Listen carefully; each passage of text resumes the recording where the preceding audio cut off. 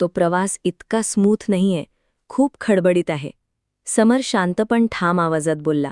या प्रवासात अधीरा धडपडणार, पडणार, जखमा होणार.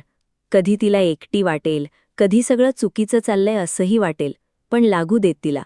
कारण त्या प्रत्येक वेदनेतून ती काहीतरी नवीन शिकणार आहे. आणि ती शिकवण कोणाच्याही सल्ल्याने नाही, तर स्वतःच्या अनुभवानेच येते. मी तिच्या सोबत आहे, पण लांबून. मी बघतोय हे तिला माहीत आहे, पण दरवेळेस मदतीचा हात पुढे करणार नाही. कारण जर प्रत्येक वेळी आपण तिला वाचवलं, तर ती कधीच स्वतः उभं राहायला शिकणार नाही. स्वानंदी थोडी अस्वस्थ होत बोलली, पण समर, आपल्याला तिची काळजी वाटणं स्वाभाविक आहे ना? मग आपण काहीच बोलायचं नाही का? समर मृदू पण स्पष्ट आवाजात बोलला. बोलायचं, पण योग्य वेळी. कारण दरवेळी सल्ला देणं म्हणजे तिच्या निर्णयांवर शंका घेणं आहे. तिला तिचं आयुष्य, तिचा संसार तिच्या विचारांनी जगू द्या. आपण फक्त तिच्या मागे उभं राहायचंय, पुढे जाऊन मार्ग बदलायचा नाही. स्वानंदी विचारात पडून बोलली. म्हणजे आपण सगळं तिच्यावर सोडून द्यायचं? समर समजावत बोलला. सोडून द्यायचं नाही, विश्वास ठेवायचा आणि योग्य वेळ ओळखायची. कधी सल्ला द्यायचा आणि कधी शांत राहायचं हे कळणं सगळ्यात महत्त्वाचं आहे. तो पुढे गंभीर होत बोलला. तुमचे बाबा आणि रोहन, ते दोघेही अधीरासाठी खूप प्रयत्न करतायत, तिचा त्रास कमी व्हावा म्हणून. ते तिच्या बाजूने उभे आहेत. पण जर आपण त्याच्या उलट जाऊन तिला काही वेगळाच सल्ला दिला आणि तिने त्यावर काही चुकीचा निर्णय घेतला, तर त्या घरातलं वातावरण बिघडेल. आणि त्यांनी जे काही इतक्या प्रेमाने उभं केलंय, त्याची किंमत आपणच कमी करू. हे ऐकून स्वानंदीच्या चेहऱ्यावर खोल रिअलायझेशन येतं. ती भावूक होऊन बोलली.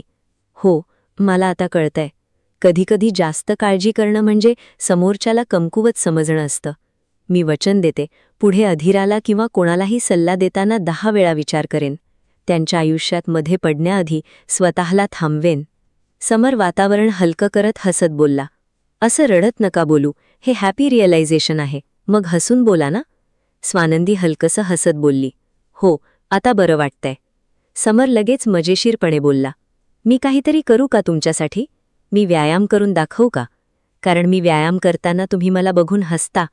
स्वानंदी पटकन हसत बोलली. नाही नाही, तसं काही नाही. समर चिडवत बोलला.